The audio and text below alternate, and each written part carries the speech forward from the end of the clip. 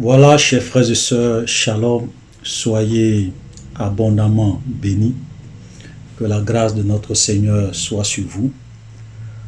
Aujourd'hui, nous allons continuer notre étude sur le livre de Matthieu que nous avons, je pense que la dernière fois, nous avons commencé le chapitre 26 que nous n'avons pas terminé, donc nous allons continuer aujourd'hui. Voilà, donc la dernière fois, nous avons parlé de l'existence de l'enfer, de la réalité de l'enfer et de la trahison de Judas. Et donc, j'ai terminé le message avec le témoignage d'un pasteur centrafricain sur les réalités de l'enfer que le Seigneur lui a fait voir. Donc aujourd'hui, nous allons continuer. Et puis, je voudrais vraiment tout faire pour que cette vidéo soit la dernière vidéo.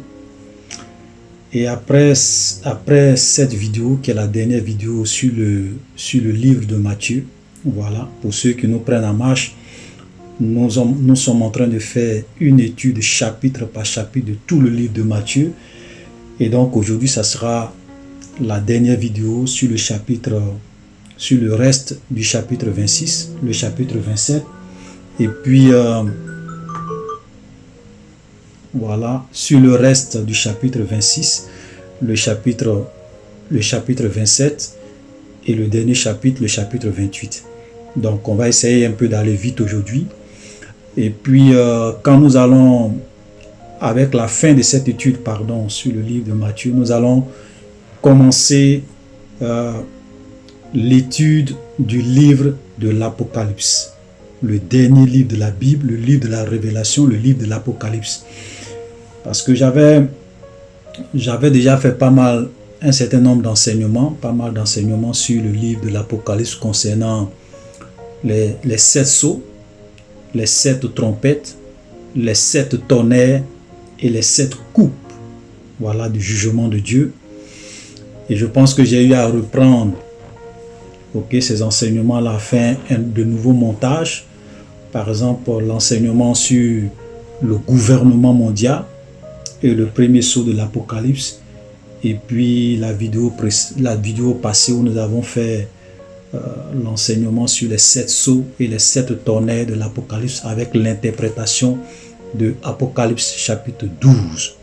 Voilà, donc nous allons reprendre, voilà, tout le chapitre de l'Apocalypse en commençant du premier chapitre, et nous allons faire une étude pour essayer d'expliquer un certain nombre de choses aux enfants de Dieu, parce que les temps dans lesquels nous sommes en train d'aller vers l'Apocalypse, nous sommes en train d'aller vers la fin.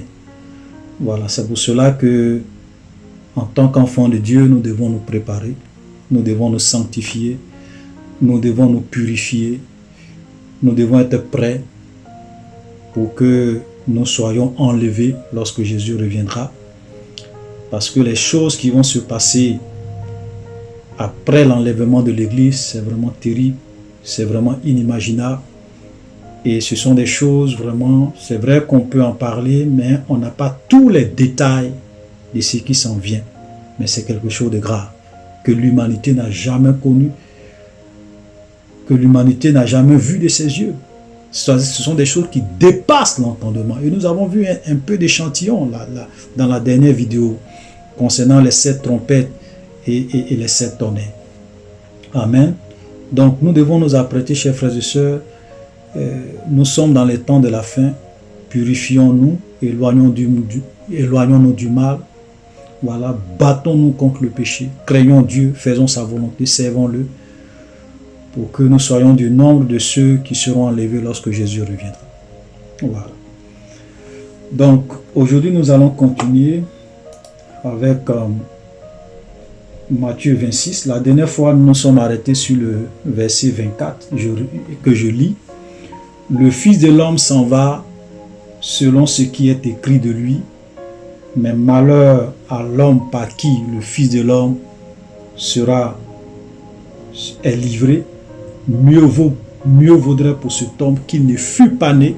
Et la dernière fois, nous avons vu que même ceux qui vont à l'enfer, il y a différents degrés de punition, il y a différents degrés de souffrance. Et nous l'avons vu avec le témoignage de ce pasteur centrafricain. Donc les gens vont à l'enfer, voilà, c'est vrai, mais les gens n'auront pas les mêmes punitions, n'auront pas la même souffrance dans les temps de feu, de soufre. Et comme je le disais la dernière fois, c'est normal, parce que même dans la justice des hommes, quelqu'un qui a volé, ok, on le condamne peut-être à 2 ans ou bien à 3 ans de prison ferme. Mais celui qui a tué quelqu'un, souvent on le condamne à 20 ans de prison. Pourquoi? Parce qu'il a tué un homme. Donc les 2 personnes vont en prison, mais ils n'ont pas la même sentence. Voilà, donc le Dieu que nous servons, c'est un Dieu qui est juste. Frère, Dieu est plus juste que même la justice la plus parfaite des hommes. Voilà, ça veut dire que Dieu, dans son jugement, il sera juste. Dans les punitions qu'il va infliger aux gens qui vont dans les temps de feu et de soufre, il sera juste. Voilà, de la même manière aussi, ceux qui vont au paradis, ils n'auront pas les mêmes récompenses, ils n'auront pas la même position. Voilà, parce que Dieu aussi sera juste. Voilà. Amen. Donc, le verset 26, Judas qui le livrait prit la parole et dit, est-ce moi, Rabbi? Jésus lui dit, tu l'as dit. Vous voyez, comme je le disais la dernière fois, Judas a eu plusieurs opportunités, plusieurs occasions de se repentir. S'il voulait se repentir, il allait se repentir. Mais comme il aimait l'argent, comme il avait déjà fait le deal avec les principaux sacrificateurs et qu'on lui avait donné 30 pièces d'argent, il était dans sa logique d'aller jusqu'au bout. Voilà, le diable l'avait déjà possédé, le diable déjà l'influençait. Et c'est ça le danger. C'est-à-dire que vous voyez, quand vous vivez dans le péché, souvent vous êtes sous l'emprise du diable, sous l'emprise des démons, qui font tout pour vous maintenir dans le péché, qui font tout pour vous maintenir dans la pornographie, qui font tout pour vous maintenir dans l'adultère, dans le mensonge, dans tout ce que Dieu n'aime pas, pour que vous puissiez mourir dans ces péchés-là et puis aller à l'enfer. Voilà. Vous voyez, aujourd'hui les hommes sont des esclaves. On vit dans un monde d'esclaves. Les gens sont esclaves de la pornographie. Ils sont esclaves de la sexualité. Ils sont esclaves de l'adultère. Ils sont esclaves du mensonge. Ils sont esclaves de la drogue. Ils sont esclaves de l'alcool. Nous vivons dans un monde d'esclaves. Jésus a dit, chacun est esclave de ce qui a triomphé de lui. Et Judas était esclave de l'argent parce qu'il aimait l'argent. Amen. Pendant qu'il mangeait, Jésus prit le pain et après avoir rendu grâce, il le rompit et le donna aux disciples en disant, prenez, mangez, ceci est mon corps. Il prit ensuite une coupe et après avoir rendu grâce, il la leur donna en disant, buvez-en tous, car ceci est mon sang, le sang de l'alliance qui est répandu pour plusieurs pour la rémission des péchés. Je vous le dis, je ne boirai plus désormais de ce fruit de la vigne jusqu'au jour où j'en boirai de nouveau avec vous dans le royaume de mon Père. Voilà. Donc ça, c'était vraiment la Sainte Seine. C'est-à-dire que le dernier repas que Jésus va avoir avec ses disciples avant d'aller à la croix, avant d'aller mourir. Et là, il va prendre le pain qui était l'image de son corps. Il va prendre le vin qui était l'image de son sang. Et il va donner à ses disciples manger et buvez. Parce qu'il dit, ceci est le sang de l'alliance qui est répandu pour vous. Donc Jésus est venu mourir pour nous. Il a versé son sang à cause de nos péchés. À cause de nos péchés pour ne pas que nous puissions aller un jour à l'enfer. Vous voyez, ça veut dire que vous voyez le péché. Quand vous lisez la Bible, vous allez voir que le péché revient beaucoup de fois. Et nous voyons que Dieu est le péché. Dieu a la haine du péché. Dieu n'aime pas le péché. C'est pour cela que celui qui se dit chrétien et qui ne s'éloigne pas du péché, et qui n'a pas la haine pour le péché, et qui se plaît dans le péché, et qui pratique le péché, frère, laisse-moi te dire que tu es en train de vivre une vie chrétienne d'illusion. Parce que quand on lit la Bible depuis la Genèse jusqu'à l'Apocalypse, on se rend compte que Dieu, le Dieu que nous adorons, est un Dieu qui est saint, est un Dieu qui est le péché. Et que Jésus est venu mourir à la croix pour nos péchés. Quand nous lisons Matthieu chapitre 1, le verset 26, nous l'avons lu la dernière fois. Quand l'ange est venu voir Joseph, il a dit, ta femme va enfanter un fils, tu lui donneras le nom de Jésus. C'est lui qui sauvera son peuple de ses péchés. Frère, vous comprenez? Aujourd'hui, les gens vous vendent des illusions. La prospérité, l'argent, la gloire de ce monde, l'élévation. Ils vous vendent des choses.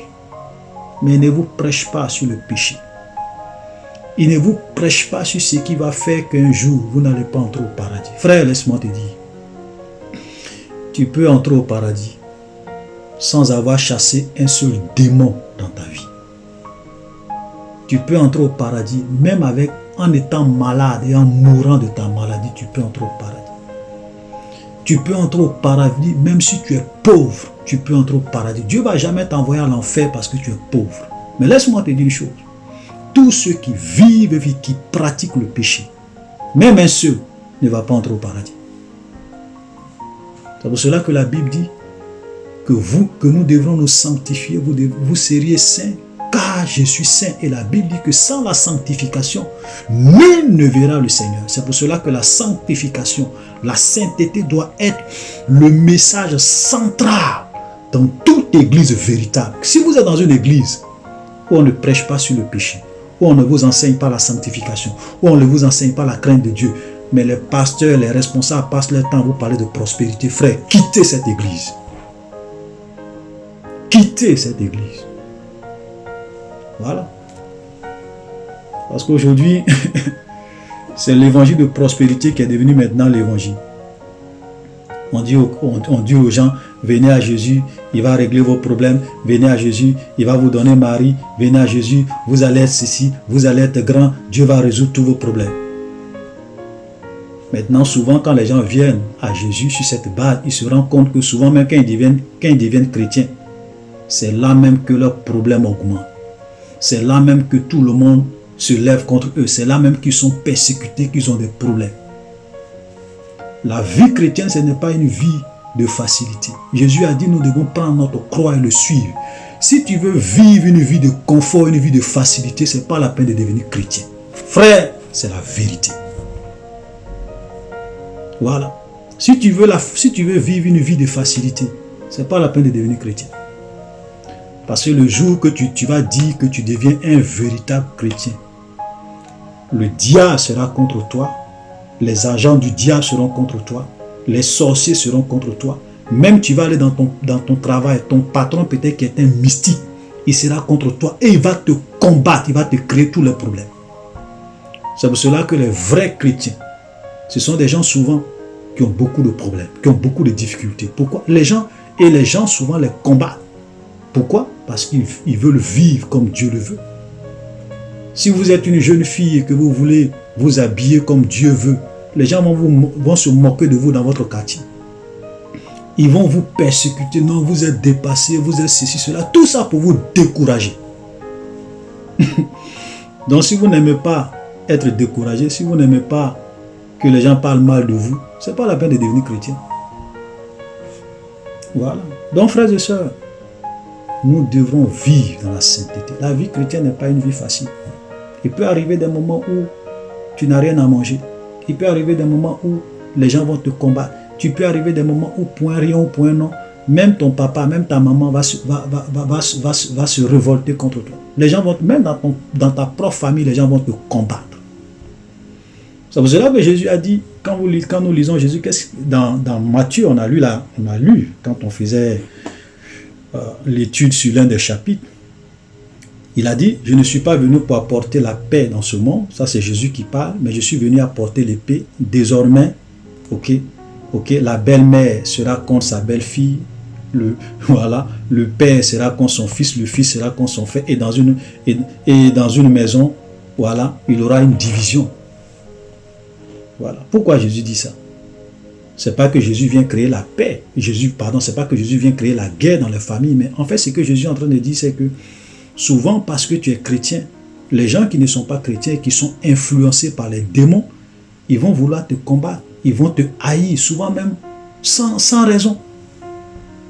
Et tout ça, c'est le diable qui fait ça pour te décourager dans ta marche chrétienne, dans la décision que tu as prise de suivre Dieu. Voilà. Donc nous devons faire attention. Alléluia.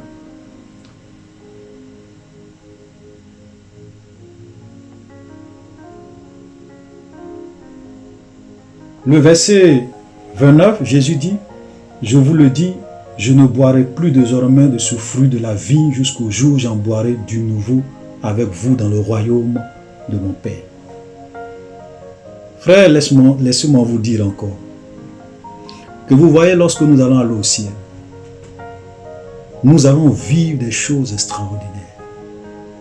Nous allons manger, nous allons boire, nous allons nous réjouir, nous allons vraiment vivre la vraie vie.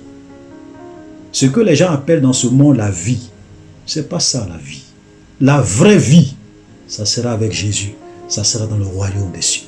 Regarde, il dit, je ne boirai plus désormais de ce fruit de la vie jusqu'au jour où j'en boirai du nouveau avec vous ou dans le royaume de mon Père.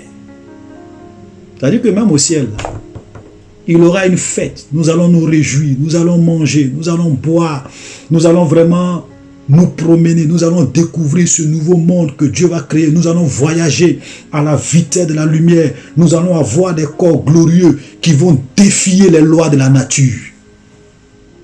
Regardez quand Jésus était sur la terre, il est monté au ciel, il a défié la loi de la gravitation, la loi de la gravité.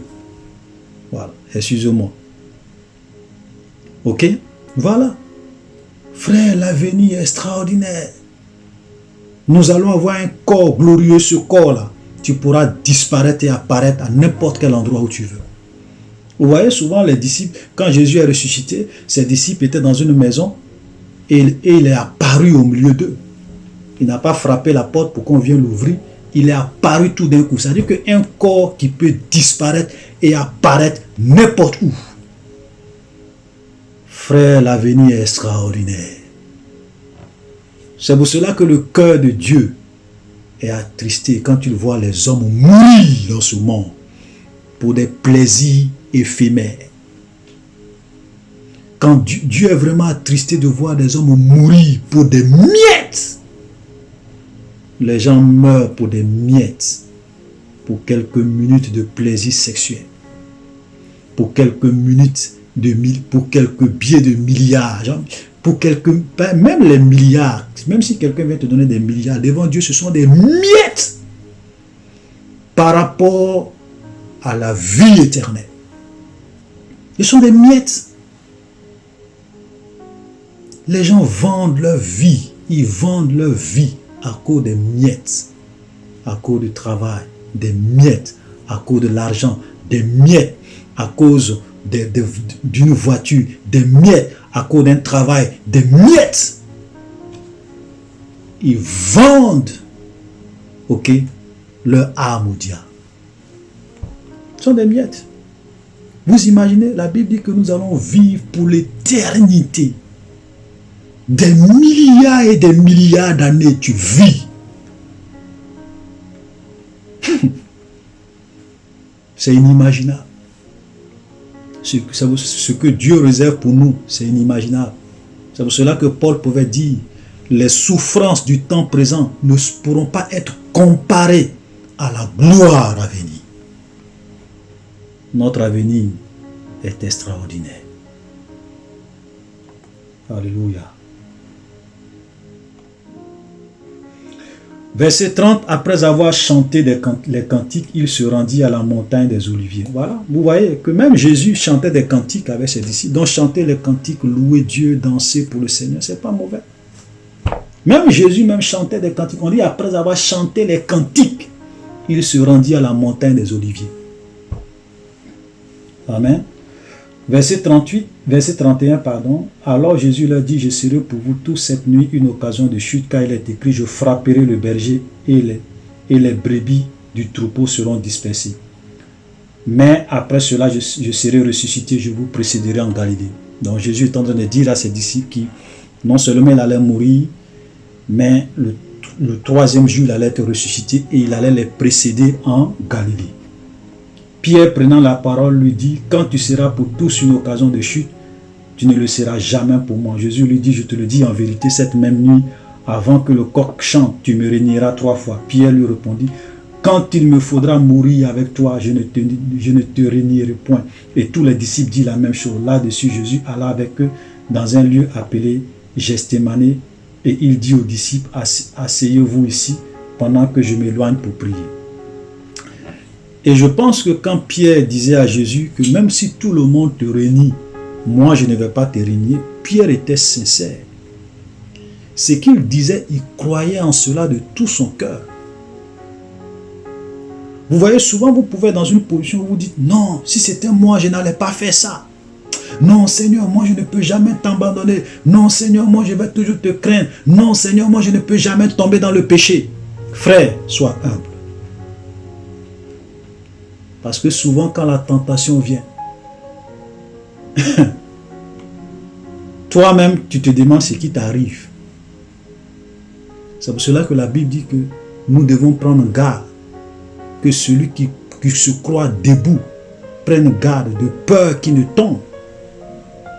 Voilà, donc quand Jésus dit, Pierre, avant que le coq ne chante, tu vas me régner 3 fois. Et regardez sa réponse. Pierre lui répondit, quand même il me faudra mourir avec toi, je ne te régnerai pas. Seigneur, moi je ne peux pas faire ça. Jésus dit, tu vas me régner. Il dit, non, non, non, non, non, non, jamais. Et vous, est-ce que vous avez vu Jésus discuter avec lui? Jésus n'a pas discuté avec lui. Quand il dit jamais, ok. Voilà. Vous voyez, Dieu ne passe... Souvent Dieu, quand il nous dit quelque chose, et qu'on a tendance à ne pas croire en ce qu'il dit, ou bien même on a tendance à se dire c'est pas possible. Dieu ne discute pas. Toi-même, tu vas vivre et tu vas comprendre que ce que Jésus dit est la vérité. Alléluia. Voilà, c'est pour cela que, frère, vous savez, nous tous, nous luttons. Personne ne peut dire et personne ne doit dire que lui, il est arrivé à un certain niveau où il ne peut jamais pécher, où il ne peut plus jamais tomber. Fais attention. Nous sommes tous des hommes. C'est pour cela que nous devons être humbles. Nous devons implorer la grâce de Dieu. Nous devons prier pour que Dieu nous aide à persévérer, à demeurer dans la foi, à être plus que vainqueurs. Nous devons prier chaque jour. Tant que cela est possible, nous devons implorer la grâce de Dieu. Voilà. Et ne jamais se dire, oui, moi je suis saint, je ne peux jamais pécher. Frère, fais attention. Et même quand tu vois ton frère qui tombe, au lieu de te moquer de lui, il faut prier pour lui. Vous avez des chrétiens aujourd'hui qui se croient les plus saints. Quand ils apprennent qu'il y a un frère qui est tombé, qui a chuté, ça devient leur sujet de causerie. Ils vont partir de cours en cours pour parler de ça. Ah frère, est-ce que tu as appris la nouvelle? Oh, le frère, elle est tombé dans le péché. Ah, la sœur là qui se jouait les plus saintes de l'église. Est-ce que tu as appris la nouvelle? Vous voyez? Mais, et souvent quand c'est comme ça, Dieu permet à ce que toi aussi tu tombes. Pour que tu comprennes que si tu arrives à tenir, c'est simplement la grâce de Dieu. Vous savez, si Dieu nous retire sa grâce, si Dieu nous retire son esprit, frère, nous pouvons tous devenir du jour au lendemain comme Adolf Hitler. Si Dieu nous retire son esprit, si Dieu nous retire sa grâce, nous pouvons commettre des atrocités plus même que Adolf Hitler.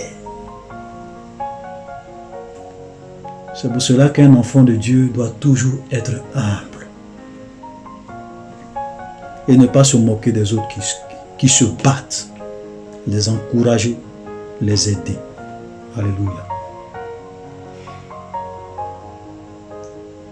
Il prie avec lui. Et donc là, je vais essayer un peu de résumer. Donc ils vont aller dans le jardin de Gethsémani. Et là, Jésus vraiment va s'éloigner pour prier. Regardez, verset 38, il dit alors, mon âme est attristée à la mort, restez ici et veillez avec moi. Puis, ayant fait quelques pas en avant, il se jeta sur sa face et pria ainsi, mon Père, s'il est possible que cette coupe s'éloigne de moi. Toutefois, non pas ce que je veux, mais ce que tu veux.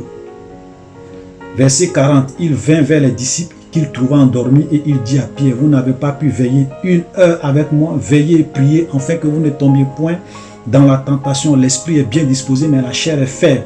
Il s'éloigna une seconde fois et pria ainsi, mon Père, s'il n'est pas possible que cette coupe s'éloigne de moi et que je la boive, que ta volonté soit faite. Alléluia. Verset 14, il les quitta, s'éloigna. 44, pardon, verset 44. Il les quitta et s'éloigna et pria pour la 3e fois, répétant les mêmes paroles. Vous voyez, donc Jésus devrait aller à la croix, à la mort. Et frère, la mort de Jésus à la croix, ce n'était pas une mort simple. Ce n'était pas une mort simple. Ce que Jésus a subi à la croix, personne ne peut imaginer. Je vous conseille d'aller regarder la vidéo que j'ai faite sur le salut éternel et la mort de Jésus-Christ. Voilà. J'ai fait une vidéo où j'ai expliqué pourquoi Jésus était obligé de venir dans ce monde et mourir pour le péché de l'humanité. Je dis bien obligé. Allez-y sur cette vidéo, vous allez comprendre. Ok? Parce que ce que Jésus allait subir, c'était le prix du péché de l'humanité. Non seulement de tous les hommes qui ont vécu avant lui, dans le passé, dans l'Ancien Testament, mais également le prix du péché de tous les hommes qui allaient venir après lui, dans le futur.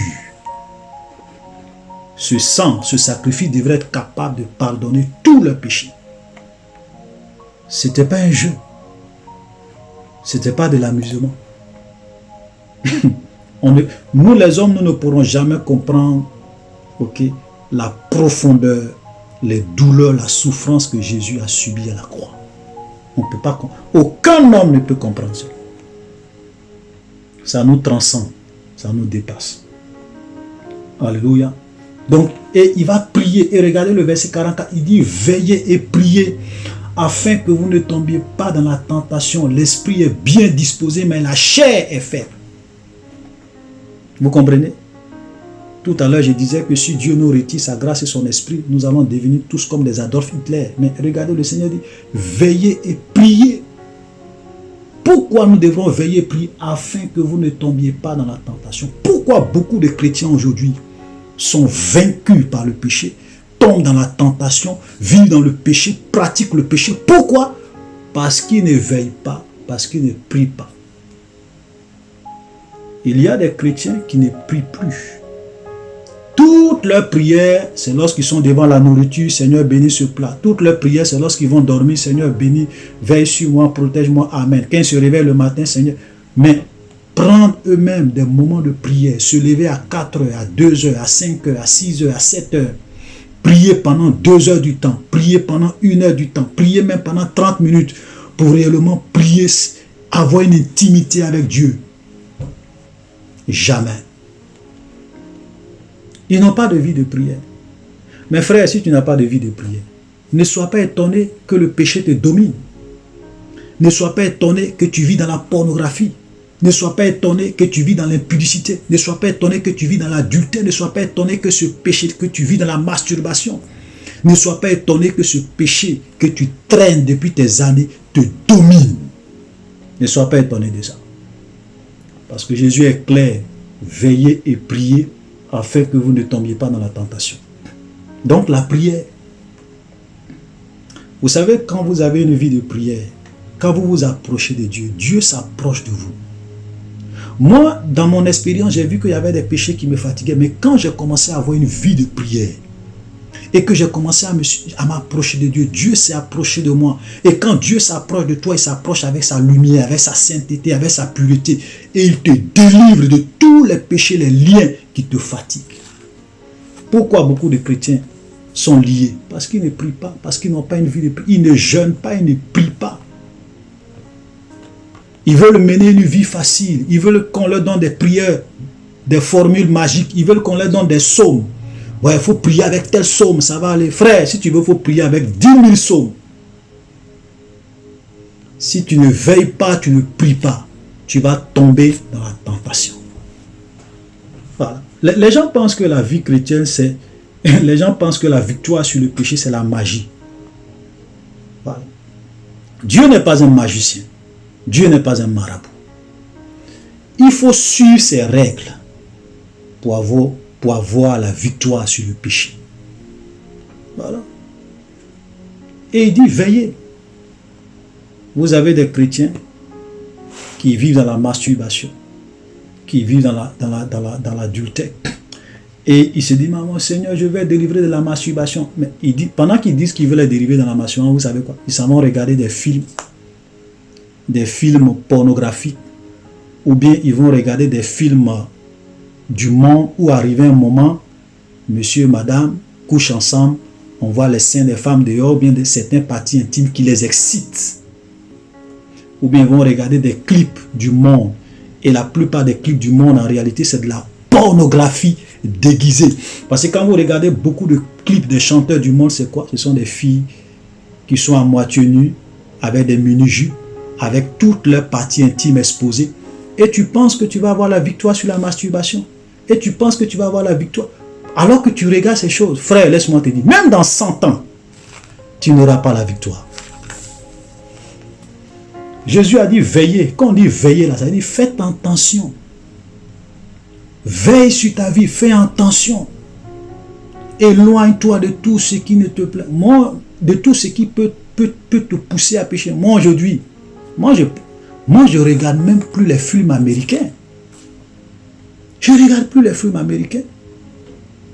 D'abord même les films, moi je ne regarde plus. À part quelques films rares, à quelques exceptions près, quelques films rares, quelques films gras qui glorifient Dieu. Voilà. Tel que par exemple quand vous regardez le film War Room, ce film sur la prière. Voilà, quand tu regardes un tel film, ça te revolte dans la prière, ça te pousse à prier. Vous êtes là, vous allez regarder des films américains où on glorifie le sexe, où on glorifie la violence, où on glorifie le mal. Et vous voulez avoir la victoire sur le péché. Vous avez souvent, quand des gens prient Dieu, leur prière est un peu comme une moquerie. Ça veut dire que quand Dieu écoute leur prière, c'est un peu comme s'ils se moquent de Dieu. Frère, la vie, si tu veux, nous devons prendre notre vie au sérieux. Voilà. Nous devons prendre notre vie au sérieux. Alléluia. Donc on va aller un peu vite, parce que je voulais tout faire pour terminer. Je veux tout faire pour que cette vidéo soit la dernière vidéo. Voilà.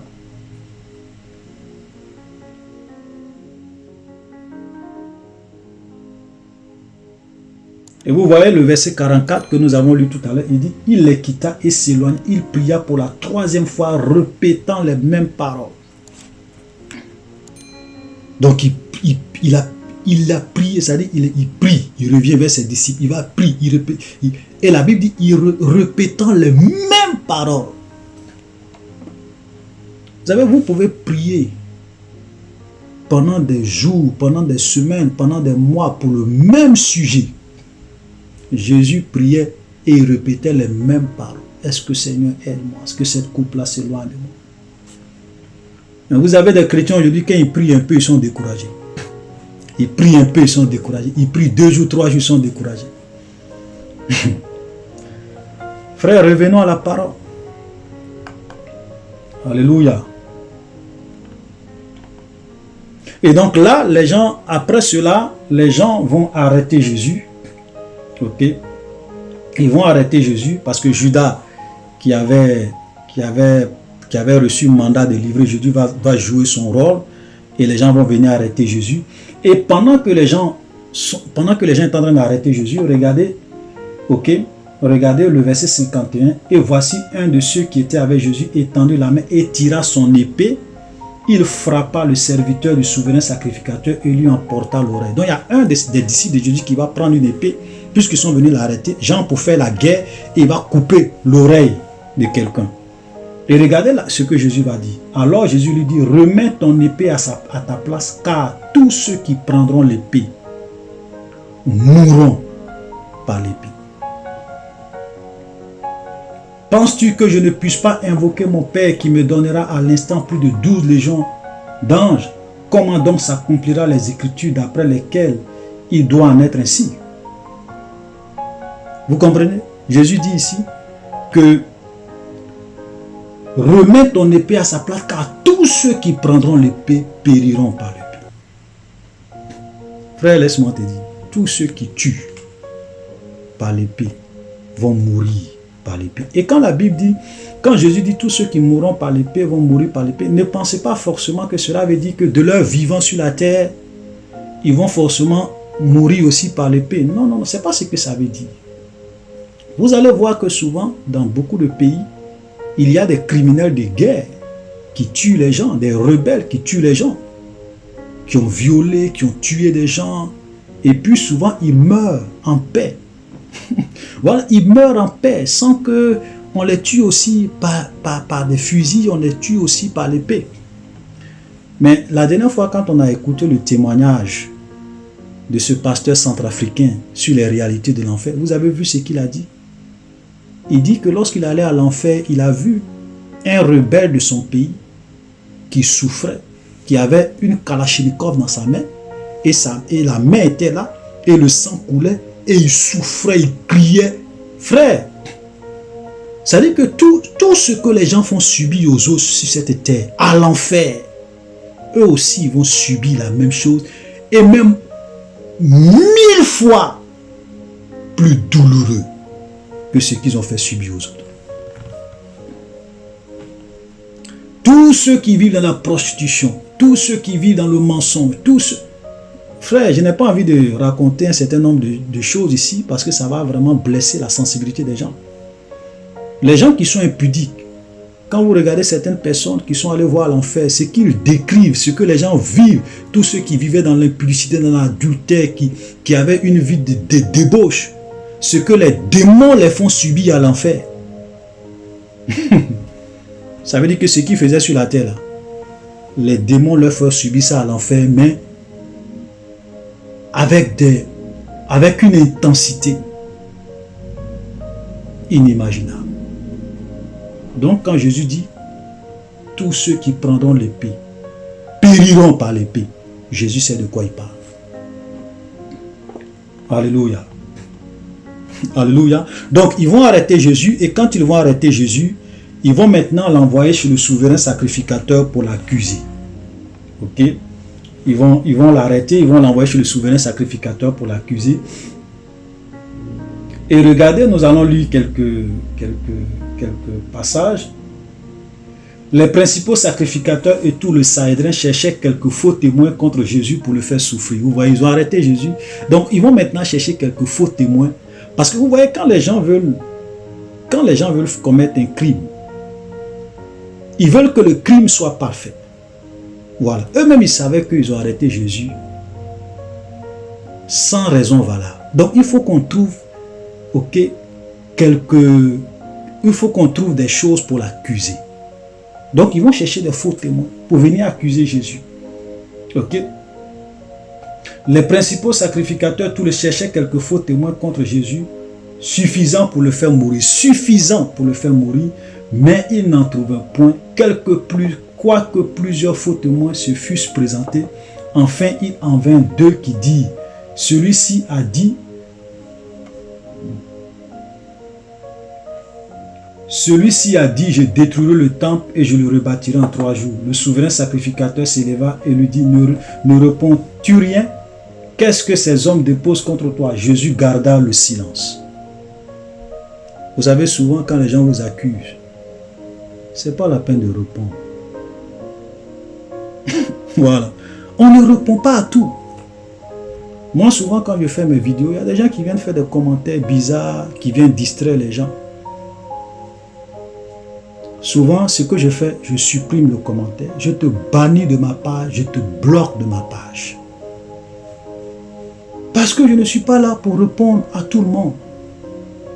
Je ne suis pas là pour répondre à tous les commentaires. On ne répond pas à tout. Souvent, il faut garder le silence. Tais-toi.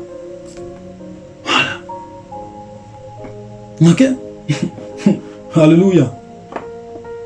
Et donc, il garda le silence. Le souverain sacrificateur prenant la parole lui dit, je t'adjure par le Dieu vivant de nous dire si tu es le Christ, le Fils de Dieu.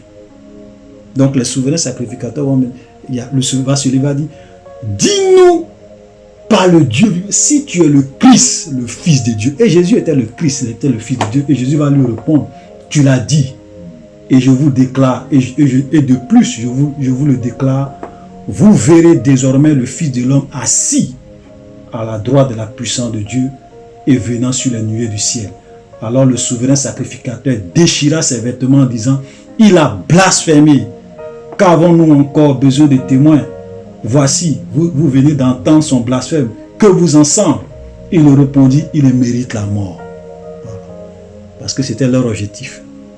Tout faire pour le faire mourir. Donc quand Jésus va dire qu'il est le Fils de Dieu, qui va dire que ce que tu viens de dire là, c'est ce que je suis réellement le Fils de Dieu. Il dit, il a blasphémé. Il mérite la mort. Donc sa sentence est déjà arrêtée. Voilà. Et c'est comme ça, les gens. Les gens vont toujours venir vous dire des choses, Ils vont toujours vous accuser de tous les noms, tout ça pour vous condamner. Amen. Et donc nous voyons par la suite que Pierre va effectivement renier Jésus. Quand vous lisez le verset 69 au verset 75, ce que Jésus a dit, c'est ce qui va arriver. Et Pierre va renier Jésus 3 fois comme Jésus l'a dit. Amen. Donc nous allons aller directement dans Matthieu 24 et Matthieu 27, le chapitre 27. Ce n'est rien d'autre qu'une continuité. On va juste prendre, je vais juste lire 2 passages et puis nous allons terminer. Donc Matthieu 27, le verset 1, dès que le matin fut venu, tous les principaux sacrificateurs et les anciens du peuple tinrent conseil contre Jésus pour le faire mourir. Après l'avoir lié, il l'emmenait et le livrait à Ponce Pilate, le gouverneur. Donc ils vont envoyer, après avoir condamné Jésus par le Sanhédrin, ils vont maintenant le conduire vers Ponce Pilate, qui était le gouverneur à cette époque, pour qu'on le crucifie. Mais nous allons lire la partie de Judas. Regardez, alors Judas qui l'avait livré, voyant qu'il était condamné, se repentit et rapporta les pièces d'argent aux principaux sacrificateurs, aux anciens, en disant, j'ai péché en livrant le sang innocent. Et il répondit, que nous importe, cela te regarde. Judas jeta les pieds d'argent. Excusez-moi, je reprends. Judas jeta les pieds d'argent dans le temple, se retira et alla se pendre. Il allait se suicider. Vous voyez la fin de Judas. Vous voyez, quand le diable vous trompe, quand le diable vous séduit, ok, comme je le disais dans l'une de mes vidéos, j'ai dit, le diable ne va jamais vous dire les conséquences des actes que vous posez. Quand tu es en train de faire un péché, quand tu es en train de commettre un péché, quand tu veux aller avorter, quand tu veux mentir, quand tu veux tuer, quand tu veux voler, Satan ne va jamais te dire les conséquences de ce que tu es en train de faire. Mais c'est après, toi-même, tu vas réaliser les conséquences de cet acte. Et vous voyez, quand Judas va livrer Jésus, il va comprendre qu'il vient de commettre un grave péché, qu'il vient de livrer le sang innocent. C'est-à-dire qu'il vient de livrer un innocent. Il va être gagné par le remords, il va être gagné par le regret. Et qu'est-ce que Satan va maintenant faire? Satan va le pousser à aller se suicider. Et il y a beaucoup de personnes aujourd'hui que le diable pousse au suicide. Oh, la vie est difficile, suicide-toi, mets un terme à ta vie. Mais est-ce que tu sais qu'en mettant un terme à ta vie sur cette terre, qu'est-ce qui t'attend après la mort? Tu ne sais pas. Et c'est quand tu vas arriver là-bas, tu vas dire si je savais. Vous voyez? Et donc il va aller donner l'argent. L'argent même qu'il a pris pour livrer Jésus, il ne va même pas bénéficier de cet argent. Il va aller redonner l'argent. Il va jeter l'argent dans le temple. Et il va aller se suicider. Frère, c'est pour cela que Nous ne devons jamais écouter le diable parce que le diable est un menteur.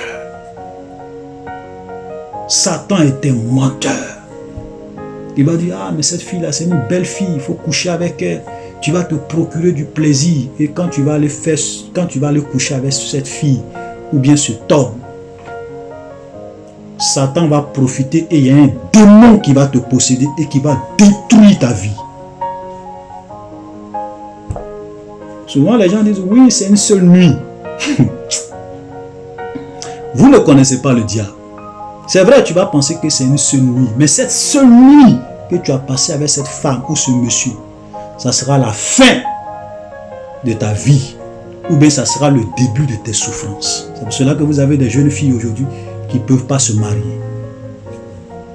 Vous avez des hommes aujourd'hui qui ne peuvent pas se marier. Parce qu'ils ont des maris de nuit, des femmes de nuit. Ça fait que tous les hommes qui s'approchent d'elles les fuient après. Pourquoi? Parce qu'elles ont osé un jour passer une nuit avec un inconnu. Frère, le diable n'est pas fou. Le diable n'est pas fou. Alléluia. Donc Judas va aller se pendre. Et regardez le verset 6.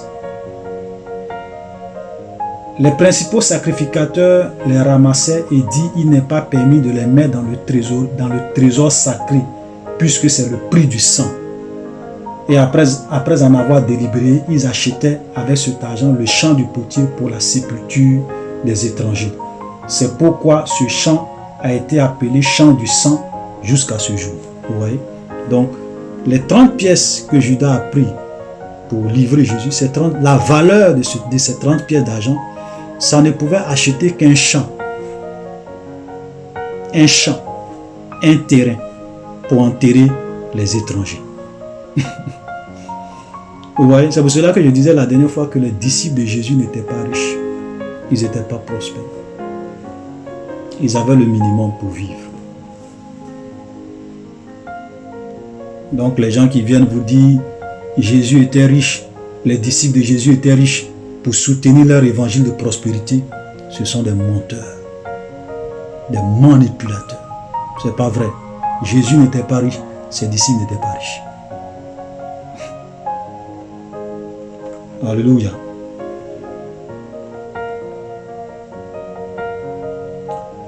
Et le verset, donc là, ils vont condamner Jésus, ils vont même crucifier Jésus, Jésus va aller à la croix, il va mourir. Donc vous pouvez lire ça par la suite. Donc il va payer le prix de nos péchés. Mais regardez le verset 57, il a dit 57, le soir étant venu, donc le soir après la mort de Jésus, ok, arriva un homme riche d'Arimathée, nommé Joseph, lequel était aussi disciple de Jésus. Il se rendit vers Pilate et demanda le corps de Jésus, et Pilate ordonna de le remettre. Et Joseph prit le corps et l'enveloppa d'un linceau et va le mettre dans le sépulcre qui va aller enterrer le corps de Jésus, dans une grotte. La dernière fois, je disais que quand je parlais de l'évangile de prospérité, je disais qu'un chrétien peut être riche. Un chrétien aussi peut être pauvre. Mais on ne peut pas dire qu'un chrétien doit être riche. Voilà, c'est faux. Ça, c'est une doctrine démoniaque. Et là, voilà un exemple de quelqu'un qui était disciple de Jésus. Et la Bible dit qu'il était riche. Vous voyez, on dit, le soir, un homme riche d'Arimathée nommé Joseph, lequel aussi était disciple de Jésus. Donc, on peut être disciple de Jésus, on peut être un bon chrétien, on peut être un vrai chrétien et être riche et être prospère. C'est biblique. Mais celui qui vient dire que parce qu'on n'est pas riche, on n'est pas dans la volonté de Dieu, ou bien parce qu'on est pauvre, on n'est pas dans la volonté de Dieu, c'est un menteur. Un chrétien peut être riche, un chrétien peut aussi être pauvre, comme je le dis, parce que la richesse et la pauvreté dépendent de beaucoup de paramètres. Regardez nos parents, ok, au village. Ils ont des champs de café, ils ont des champs de cacao, ils travaillent matin, midi, soir, tous les jours, ils sont au champ. Mais quand vous allez dans ces villages, vous voyez que les gens sont pauvres. Pourquoi? Parce qu'ils sont dans des environnements économiques qui font qu'ils ne peuvent pas prospérer, ils sont maintenus dans la pauvreté. ce sont souvent des gens qui sont dans les grandes villes, les multinationales, qui viennent prendre leur café, leur cacao et qui s'enrichissent sur leur dos. C'est pour cela que je dis la pauvreté peut s'expliquer par beaucoup de paramètres. On ne peut pas regarder un enfant de Dieu et dire que non, frère, si tu es pauvre, tu es sous la malédiction. Est-ce que tu connais son histoire? Tu connais ce qu'il vit, tu connais sa situation? Voilà. La richesse et la pauvreté dépendent de beaucoup de paramètres. Il y a des gens qui sont pauvres, ce n'est pas parce qu'ils veulent être pauvres, mais ils sont dans des situations, dans des pays, dans des environnements économiques. Voilà, surtout en Afrique, où les gens les maintiennent dans la pauvreté, dans la misère, mais ils travaillent dur. S'ils étaient dans des pays, ok, où il y avait au moins un minimum de justice, ils allaient vraiment jouir du travail de leurs mains. Il faut qu'on prêche la parole de Dieu correctement. Ne venons pas falsifier la parole de Dieu pour soutenir des doctrines démoniaques. Voilà. Donc frère, voilà la preuve qu'un chrétien aussi peut être riche. Voilà. Parce que, vous savez, le problème, c'est que souvent, beaucoup de chrétiens ne sont pas équilibrés. Et quand vous n'avez pas un message équilibré et que vous n'êtes pas un enfant de Dieu équilibré, vous allez aller à la dérive. Parce que celui qui pense qu'un chrétien doit être pauvre, il a tort. Celui qui pense aussi qu'un chrétien doit être riche, il a tort. Il faut avoir le bon équilibre. Un chrétien peut être riche, un chrétien aussi peut être pauvre. Notre situation sociale, ce n'est pas ça qui détermine l'amour ou la haine de Dieu pour nous. Je le dis souvent. Alléluia. Voilà. Donc, effectivement, ils vont aller enterrer Jésus et nous allons terminer avec quelques points sur le chapitre 28. Amen. Le chapitre 28. Et là, dans le chapitre 28, nous voyons la résurrection de Jésus-Christ. Chapitre 28, verset 1. Après le sabbat, à l'aube du premier jour de la semaine, Marie de Magdala et l'autre Marie allaient voir le sépulcre, et voici, il y eut un grand tremblement de terre, car un ange de Dieu descendu du ciel vint rouler la pierre et s'assit dessus. Son aspect était comme l'éclair et son visage blanc et son vêtement blanc comme la neige. Les gardes tremblaient de peur et devinrent comme morts. Mais l'ange prit la parole et dit aux femmes, vous ne craignez pas, car je sais que vous cherchez Jésus qui a été crucifié. Il n'est point ici, il est ressuscité comme il l'a dit. Venez, voyez le lieu où il était couché. Allez promptement dire à ses frères qu'il est ressuscité des morts, et voici, il vous précède en Galilée. C'est là que vous le verrez. Voici, je vous le dis. Voilà. Donc là, nous voyons que Jésus, effectivement, 3 jours après sa mort, comme il a annoncé à ses disciples, comme il le disait à ses disciples, 3 jours après sa mort, il est sorti du tombeau. La mort n'a pas pu le retenir, le séjour des morts n'a pas pu le retenir. Il est le lion conquérant de la tribu de Juda, il est le roi des rois, il est le seigneur des seigneurs, il est le premier-né de toute la création. Jésus est ressuscité. Et de cette même manière, parce que Jésus est ressuscité, également tous ceux qui meurent dans le Seigneur, ou bien même tous ceux qui sont morts et tous ceux même qui continuent de mourir en tant que de vrais chrétiens, lorsque Jésus viendra, ils vont sortir du tombeau, ils vont être ressuscités. Et ils vont aller à la rencontre du Seigneur dans les airs. Alléluia. Frère, notre avenir est extraordinaire. Parce que Jésus n'est pas resté dans le tombeau. Amen. Et regardez ce que les principaux sacrificateurs vont faire. Regardez ce qu'ils vont faire.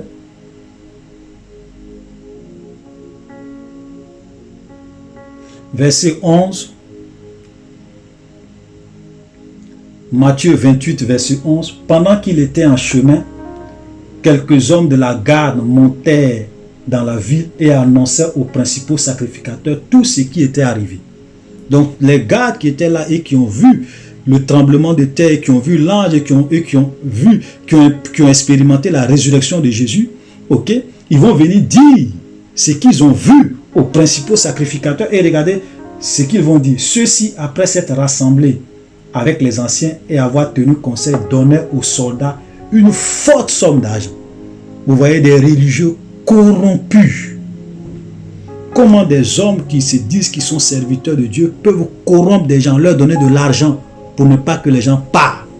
Et vous avez des pasteurs aujourd'hui corrompus qui couchent avec les jeunes filles, qui couchent avec les gens. Et quand ces jeunes filles-là tombent enceintes, et quand ces jeunes filles-là veulent parler, ils leur donnent beaucoup d'argent pour que ces jeunes filles-là se taisent et qu'elles ne puissent pas les dénoncer. Mais laisse-moi te dire, si tu prends cet argent et que tu te tais, tu es complice de ces gens. Et un jour, tu seras aussi condamné pour ça.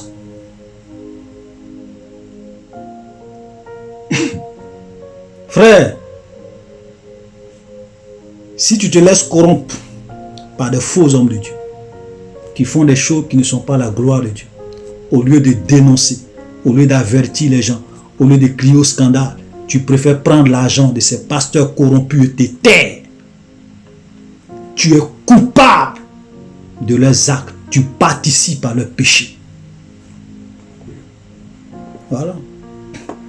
Et donc, ils vont prendre l'argent et effectivement, ils vont se taire. Et regardez, la Bible dit, les soldats prirent l'argent, verset 15, et suivirent les instructions qui leur furent données, et ce bruit s'est répandu parmi les Juifs jusqu'à ce jour. Donc, quel est le bruit qui s'est répandu parmi les Juifs jusqu'à ce jour? C'est que les gens ont fait croire au peuple qu'en réalité, Jésus n'est jamais ressuscité.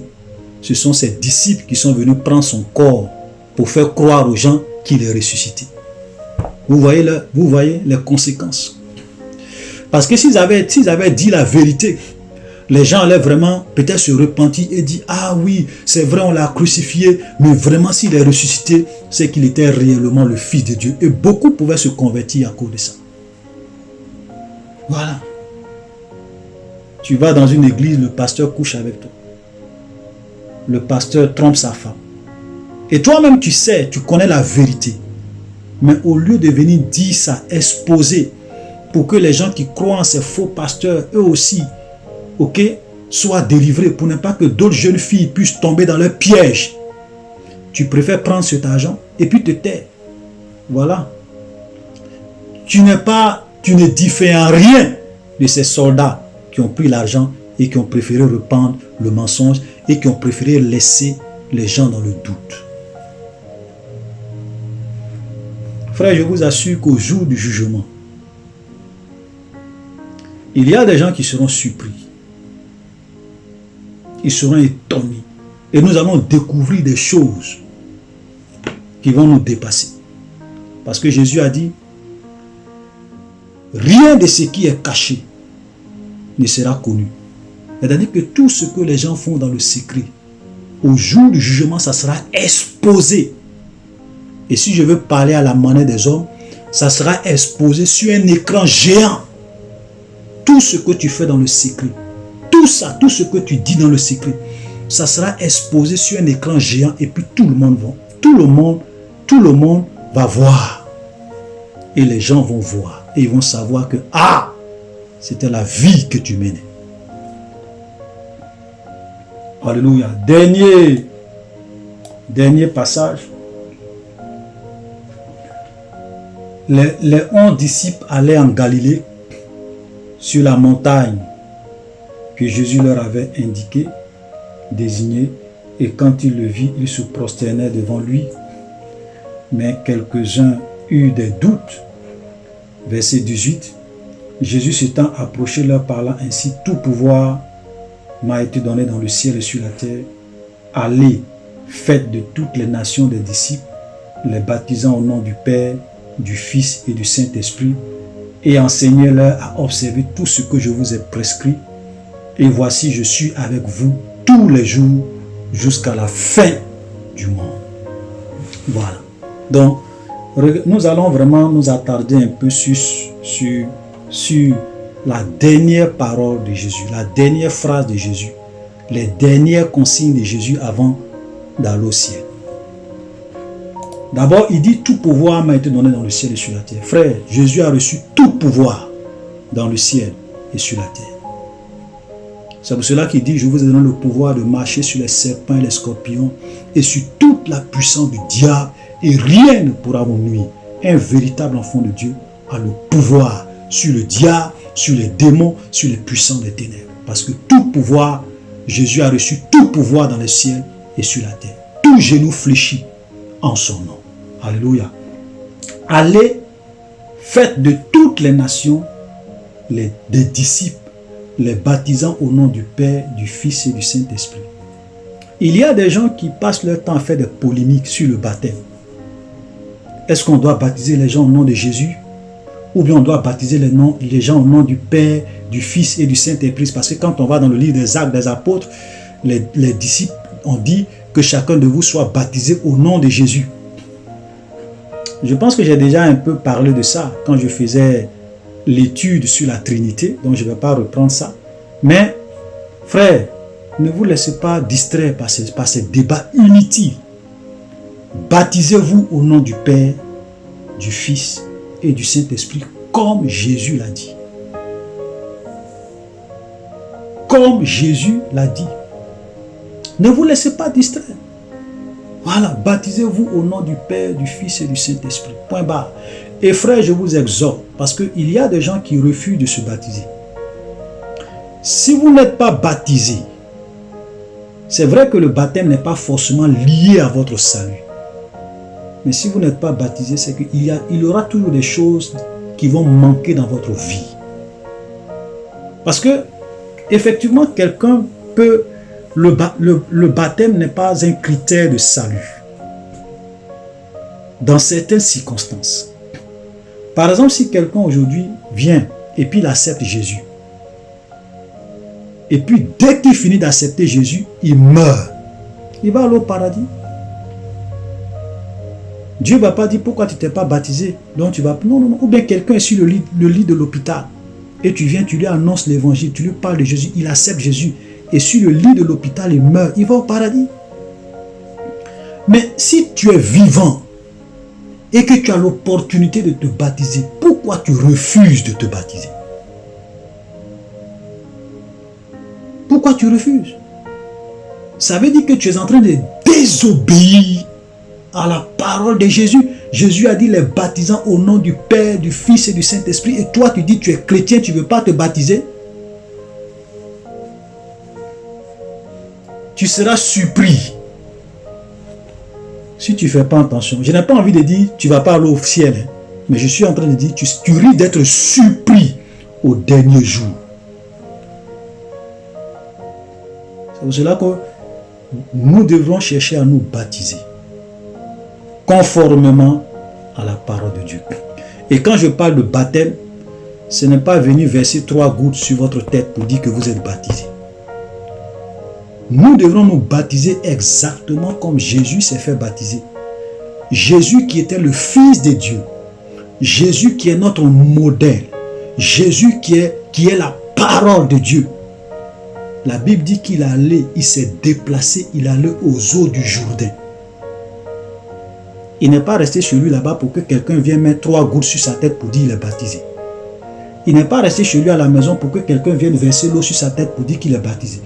Jésus est allé aux eaux du Jourdain et Jean-Baptiste l'a plongé totalement dans l'eau qui symbolise la mort. Ok? Et Jean-Baptiste l'a ressuscité. Ok? L'a fait sortir de l'eau, pardon, qui symbolise la résurrection. Donc, c'est une image. Donc, quand nous aussi, on nous plonge dans l'eau, c'est le symbole de la mort en Jésus. Et quand on sort, c'est le symbole de la résurrection en Jésus. Voilà. Donc voilà le vrai baptême. Et on te baptise au nom du Père, du Fils et du Saint-Esprit. Donc Jésus dit, allez, faites de toutes les nations les disciples, les baptisant au nom du Père, du Fils et du Saint-Esprit. La dernière consigne, ok, il dit, et enseignez-leur à observer tout ce que je vous ai prescrit. Vous voyez, aujourd'hui, les gens pensent que le salut, c'est simplement le fait de venir dire, Seigneur Jésus, je crois en Jésus, je t'accepte comme mon Seigneur et mon Sauveur, viens dans mon cœur. Amen. Les gens pensent que quand tu fais cette prière magique là, tu es sauvé pour toujours. Si vraiment tu viens et que tu donnes ta vie à Jésus, tu confesses tes péchés, tu l'acceptes comme ton Seigneur et ton Sauveur de tout ton cœur. Si tu meurs sur le champ, tu vas au paradis. Il n'y a pas de doute sur ça. Si tu es sincère, tu meurs sur le champ, tu vas au paradis. Mais le problème, c'est que quand on accepte Jésus, on continue de vivre sur la terre. On ne meurt pas sur le champ pour aller au paradis, on continue de vivre. Donc si tu as accepté Jésus et que tu n'observes pas, tu ne mets pas en pratique tout ce que Jésus a enseigné dans sa parole, frère, laisse-moi te dire, tu vas te réveiller dans l'éternité et tu auras le choc de ta vie parce que tu ne vas pas entrer au paradis. C'est pour cela que Jésus leur dit, enseignez-leur à observer tout ce que je vous ai prescrit. Le salut est une pièce de monnaie à deux faces. Dieu fait sa part, dont Jésus nous sauve de nos péchés et nous lave et nous purifie. Ok? Maintenant, nous aussi, nous devons observer sa parole. C'est notre part. Donc, la vie chrétienne, ce n'est pas seulement, oui, je vais à l'église, tu chantes, tu danses, mais quand toi-même tu regardes ta vie, c'est le contraire de ce que Jésus dit. C'est pour cela que Jésus a dit, ce ne sont pas ceux qui me disent Seigneur, Seigneur, qui vont entrer dans le royaume des cieux. Il dit, plusieurs vont me dire en ce jour-là, Seigneur, nous avons chassé des démons en ton nom, nous avons fait des miracles en ton nom, nous avons prophétisé en ton nom. Jésus va leur dire, je ne vous ai jamais connu, vous qui commettez l'iniquité. En un mot, vous qui vivez dans le péché, vous qui ne mettez pas en pratique ma parole, vous qui n'observez pas mes commandements, vous n'allez pas entrer au paradis. Frère, c'est pour cela que je vous exhorte et je vous en prie, parce que c'est la dernière vidéo. Craignez Dieu, observez ses commandements. Il dit, enseignez-les à observer tout ce que je vous ai prescrit. Vous voyez, nous avons commencé l'étude. Depuis le premier chapitre jusqu'au dernier chapitre de Matthieu, nous avons vu tout ce que Jésus nous a enseigné. On a vu plusieurs enseignements de Jésus. On a expliqué les choses que Jésus nous a enseignées. Et nous devons conformer notre vie à ces choses-là pour qu'un jour, nous soyons dignes d'entrer dans le royaume de Dieu. Alléluia. Donc, chers frères et sœurs, soyez bénis. Nous allons nous arrêter là pour aujourd'hui. Et donc, nous avons fini l'étude sur le livre de Matthieu. Et donc, nous allons commencer l'étude sur le livre de l'Apocalypse. Et que le Seigneur vous bénisse. Shalom et à la prochaine.